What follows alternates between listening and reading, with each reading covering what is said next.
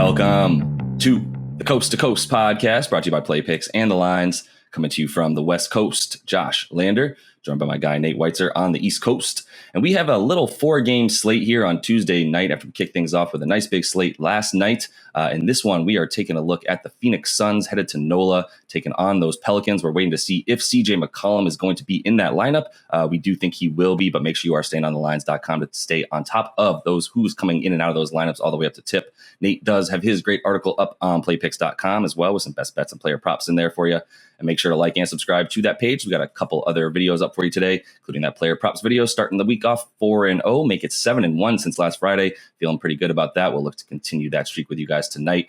Make sure you are on the lines.com, as I said, checking out those lineups as well as the odds checker we have on there for you. Make sure you're getting the best juice for your money on all the bets you put out there. And also play.thelines.com is a new little site we have up for you with the opportunity to win a $25 Amazon gift card if you head to the NBA Daily Pick'em Challenge. Get all of those picks correct, and we will send you a $25 Amazon gift card there. And as always, if you do still need a FanDuel or DraftKings account, head to ftpicks.com or dkpicks.com and find those listings in your area, such as what we've got for tonight. Nate, let's get into it.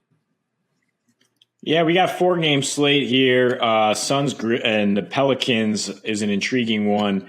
If CJ plays, I think we seem to like the over either way. It's been bet up from 226 to 228 thus far, and the Suns are -6, -5.5, depending where you can get them. CJ sounds more, I mean, he's been upgraded to questionable as of yesterday. He was in COVID protocol since last week. So usually if a team upgrades somebody, it means that they've probably tested out and they're just concerned about whether they have the conditioning, whether they're over COVID enough to go out and play. So that's probably where we're at with CJ. 3 other games tonight to look at. The Nets are -10 at Orlando, which has been very feisty lately. Memphis -7.5 at the Pacers. And we will break that one down for you. Total is up to 235 there as the overseeing some action. And then the Pistons are +12 at the Heat in the other game tonight. Suns just got Devin Booker back 3 games ago. 2-0-1 against the spread there. Or 2-1, excuse me. They lost to the Raptors. But their scoring is way up with Book back in there, as you would expect, up to 121 points per game, just dropped 140 on the Lakers. And honestly, the Pelicans defense has been in Lakerland lately. It is pretty terrible since Brandon Ingram went out. Their defensive rating is 120.9 in those 4 games since losing BI to a hamstring injury. And it's really spiked when they played 2 quality teams, if you will, in Charlotte and Memphis to 140 and 129. They had a much lower, averaged it out by holding the Magic and Rockets in check, and they beat the Rockets thanks to a nice game from Jose Alvarado. I certainly don't think Jose is going to carry them over the league-leading Suns. They're going to need CJ McCollum, certainly for their offense. 9 games, home games since they got CJ, they're averaging 118 points per game with a 120.5 offensive rating. The pace in the offense has still kind of been there, even without both these guys. 115 offensive rating their last 4.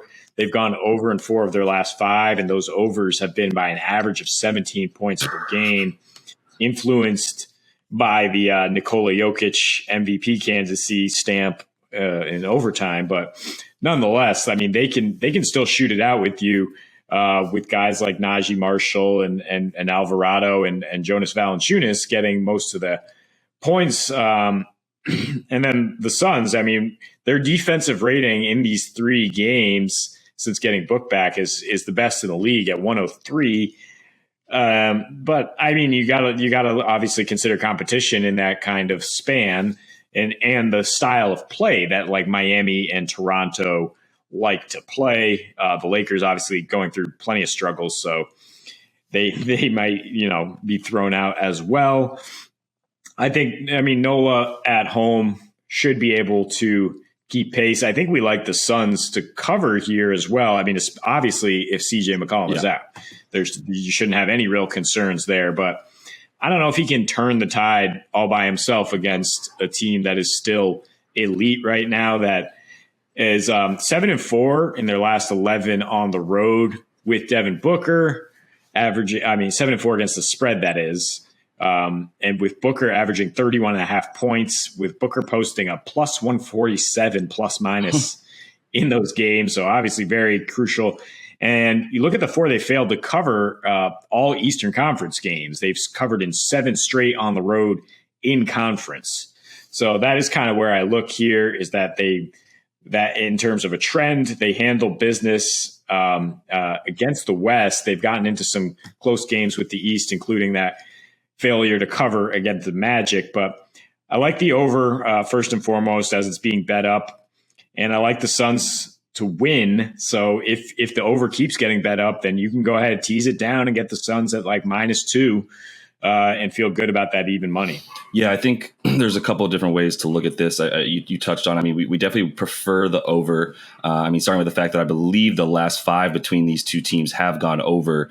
So you know that they like to put up points on each other. The defensive rating for the Suns goes down without Chris Paul. Got a nice 10-game sample size this season to know that they are 3 points per 100 possessions better when Chris Paul is on the floor on defense there.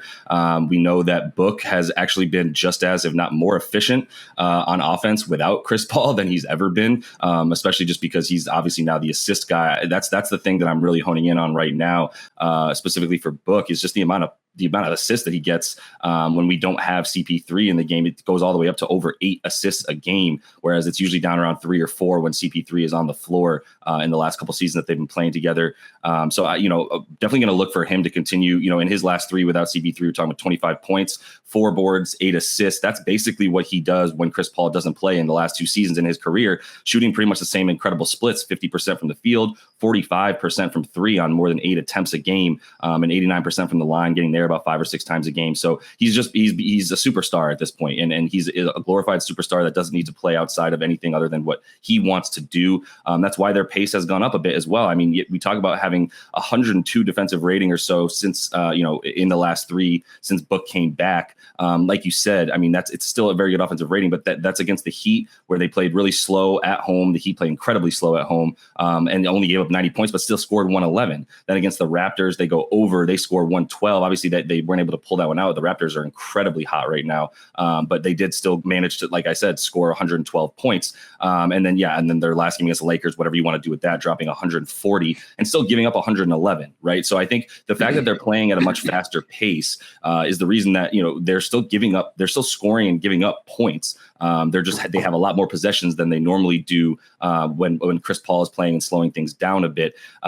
For New Orleans, if CJ doesn't play, just go ahead and immediately try to take that. I might get ahead of it now and take it at 5.5, because to your point earlier, I don't think CJ moves the needle to cover this game versus not covering it. I think if anything, he's in the game for 3.5 quarters, helping them get that over if he plays, and I definitely like the over if he plays. So I'm going to hit the spread right about now and get ahead of him playing or not playing and still feel pretty good about it. And then if CJ does jump in there, I would like to get that over even at 228. I'd still feel good about it. If CJ plays, I'd hit this thing all the way up to about 130 and take that over. I think there's a lot of things that both teams like to do that the other one can't really defend. Especially with Valanciunas tonight. He has pretty good numbers against Ayton. He had 34 the other night. I think he'll be a big part of what they do. He's not really slowing down their offense, and he's only getting 27 minutes, but still putting up all of those great numbers right now. So I think there's plenty to like there with that over. There's guys, like you said, that can put the ball in the net for New Orleans, just not at the rate that we're going to see the Suns do it tonight, which is why I would even consider just taking that Suns money line right now and parlaying it with that 228, which I think hits with or without CJ. I just love it even more with CJ. Yeah, good call there. That gets you a little more juice for sure. If you take the spread and the over, you're getting plus 250, but the money line still plus 150, whereas you don't have to mess with those points. And yeah, your point about the pace of the Suns on the road since the break, 3-1, second fastest pace in the league, which is much different than how they've been playing all year. Pelicans are about 9th in pace since the All-Star break.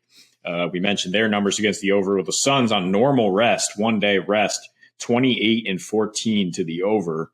They have the highest percentage on equal rest in terms of going over, 16-10 there, and they're 31-22 to the over after a W. They start to get rolling when they have Booker out there. There's plenty to play off. even though there's no Cam Johnson, no Chris Paul. I mean, those guys also integral on defense, of course, but I think it's about the Suns scoring here and whether the Pelicans are going to come along for the ride or not. The Pelicans have surprised by keeping pace with teams, even when they have a shorthanded lineup here. They've certainly surprised since they got CJ, and they were blowing teams out at times. But with just one of the two guys, I have a little concern about them coming along. I would maybe look at the Suns team total if you're looking at overs as well. But yeah, I think we like the Suns to win this game. It's just a question of where the total lands. Yeah, no, 100%. I agree with you. I was going to be my last point is 116.5 is the Suns total. As we mentioned, against a super slow, choppy team in the Heat and a team that's been mucking it up a lot and winning that way in the Raptors, they still scored 111 and 112 points in those games. These are not those teams. This is New Orleans, and this is a team that, especially at home, has been putting up good offensive numbers and just putrid defensive numbers. So, I mean, feel good about that total for sure. And then, like I said, feel good about the Suns, however you can find them, just based on how you're playing that with the spread or the money line, if you're parlaying or not, and if CJ's playing or not as well, how good you feel about a money line bet versus a 5.5 point spread right now. So that is all the time we have for you in this one. Make sure you are liked and subscribed to that page. Check out those other couple videos we have for you on tonight's slate. And until we see you next, happy betting.